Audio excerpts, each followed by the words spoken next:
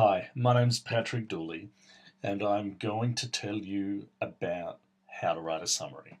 This is Ian. Ian simply means in a nutshell. So this is a summary in a nutshell.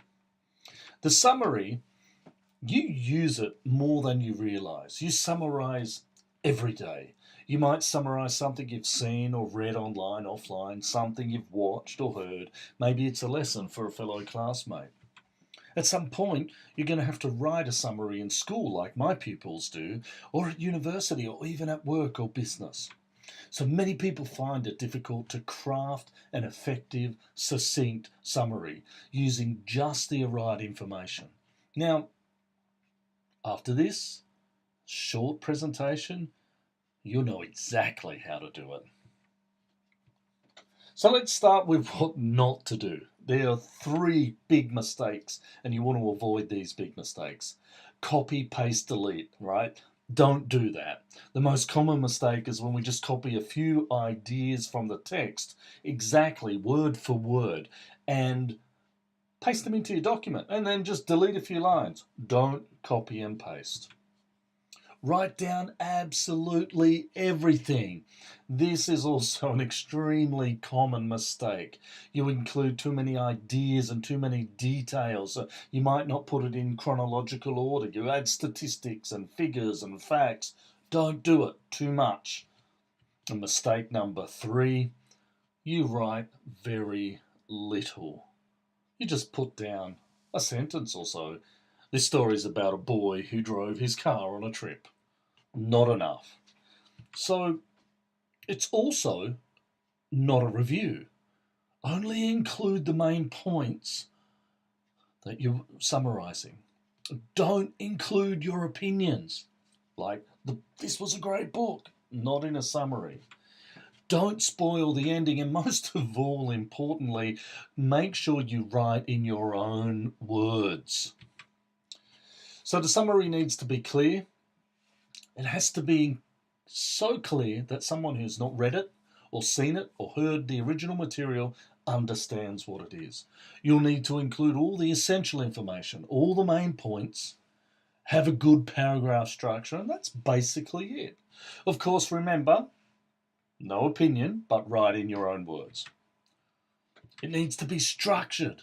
A good summary needs a clear and concise structure, usually consisting of at least 5 sentences. Now, that'll depend a little bit on what your teacher or what your boss or what your university lecturer wants you to do, but around about 5 sentences is enough for a summary. You need a topic sentence, a couple, maybe 3 supporting sentences, and an ending sentence. So let's talk about the topic sentence. It's the first sentence, and it sets the tone that this is a summary. It should include the title, the author, or the speaker, the person of whom you are summarizing. The supporting sentences, well, they're the next 3. That's the meat of the summary. Show the main points and follow the same chronological order of the text or the story. Even if it's mixed up, chronological order, like it starts in the middle, give it chronology. In other words, this is the beginning of the story, this is the middle, this is the end. Paraphrase. That means using your own words. Don't use quotes or citations. Rewrite it in your own words. No direct quotes from the text, or as said previously, don't copy and paste sentences from the text. Most important, and I've said it a couple of times already, don't include your opinion. So the ending sentence, well, a lot of people have a struggle with this because you're so used to ending with a conclusion when you're writing stuff. But there are many ways to end. As long as you don't include your opinion, you may just end it as a 4th sentence in the summary. This happened, this happened, this happened, this happened.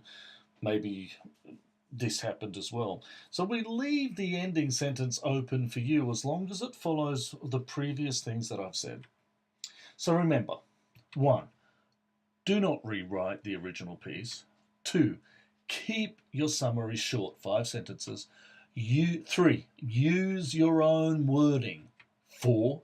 Refer to the central and main ideas of the original piece. 5. Read with who, what, when, where, why, and how questions in your mind when you are summarizing. And 6. Do not put your own opinion of the issue or the topic discussed in the original piece. So, quick quiz. Which best describes a summary? A. A really long and detailed piece of writing. B. The entire text, but retold in your own words. C. A dumb thing that teachers make you write. D. The main ideas and important details. Which best describes a summary? And hopefully you just got it right. The main ideas and the important details. That's what best describes a summary. That's it. That's what a summary is all about.